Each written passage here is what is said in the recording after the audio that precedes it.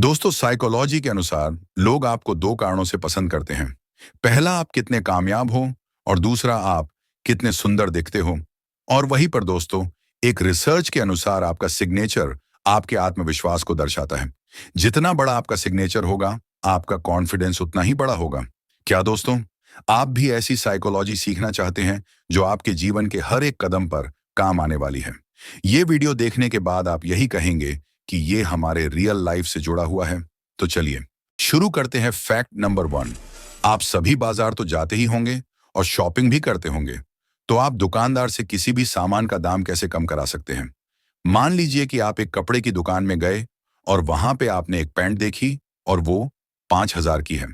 अगर आप उस पैंट का रेट कम करना चाहते हो तो दुकानदार से ये बोलिए कि पैंट है तो बहुत अच्छी, मुझे ये देखते ही पसंद आ गई थी, पर इसका रेट तो 5,000 रुपए है। अगर इसका रेट 3,000 होता तो मैं इसे जरूर ले लेता। दोस्तों, इससे दुकानदार आपसे साइकोलॉजी के अनुसार भावात्मक रूप से जुड़ जाएगा और वह सोचेगा कि आपके पास 3,000 रुपये ही होंगे। और दोस्तों, अगर दुकानदार को 3,000 रुपये में पैंट को बेचकर कुछ थोड़ा भी मुनाफा होगा तो वह आपको उसे पैंट को 3,000 रुपये में ही दे देगा। दोस्तों, कभी इस फैक्ट को ट्राई करके जरूर देखिएगा। Fact number 2। दोस्तों, आपने किसी के साथ बहस या डिबेट जरूर किया होगा और हो सकता है कि आप लास्ट में हार मानकर बैठ जाते होंगे। वैसे अगर आप किसी ऐसे वाद विवाद को जीतना चाहते हैं तो बहस के दौरान अपनी बातों को जल्दी जल्दी बोलना सीखें। जैसे आप YouTube पर वीडियो की प्लेबैक स्पीड को बढ़ाते हो, वैसे ही आपको अपनी बातों की स्पीड बढ़ानी है। इसका पहला फायदा तो यह है कि सामने वाला गलती से भी आपकी स्पीड नहीं पकड़ पाया तो आपकी बातों का उल्टा जवाब दे पाना उसके लिए असंभव हो जाएगा। और इसका दूसरा फायदा यह है कि अगर यह बहस कुछ लोगों के बीच हो रही है तो वहां पर मौजूद लोग आपके स्पीड बोलने से प्रभावित हो जाएंगे और सब कौन सी असली वो आपको कॉन्फिडेंस समझ लेंगे। और वैसे भी दोस्तों, जो अपनी बातों पर कॉन्फिडेंट होता है, असली विजेता तो वही होता है। Fact number 3।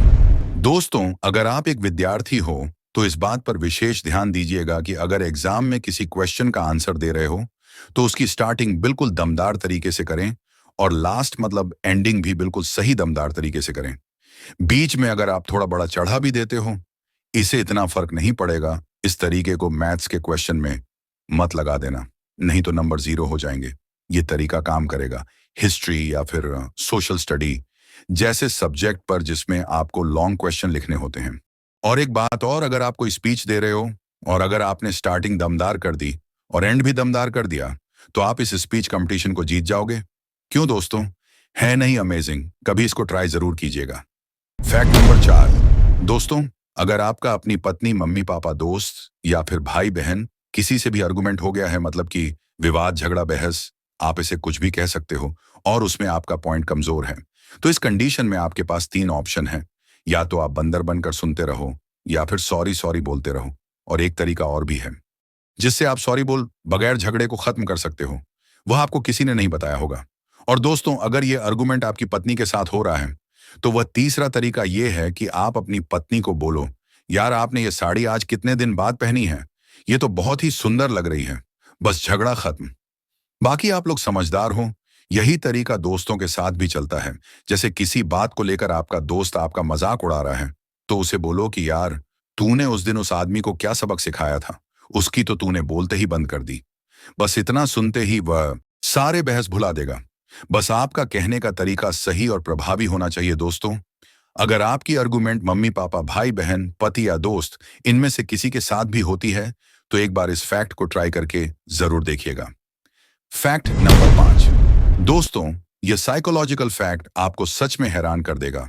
जब हम किसी से हाथ जोड़कर मिलते हैं तो इसका वैज्ञानिक तर्क है कि जब सभी उंगलियों के शीर्ष एक दूसरे के संपर्क में आते हैं और उन पर दबाव पड़ता है तो एक्यूप्रेशर के कारण उनका सीधा असर हमारे आंखों, कानों और दिमाग पर होता है, जिसके कारण हम सामने वाले को लंबे समय तक याद रख पाते हैं।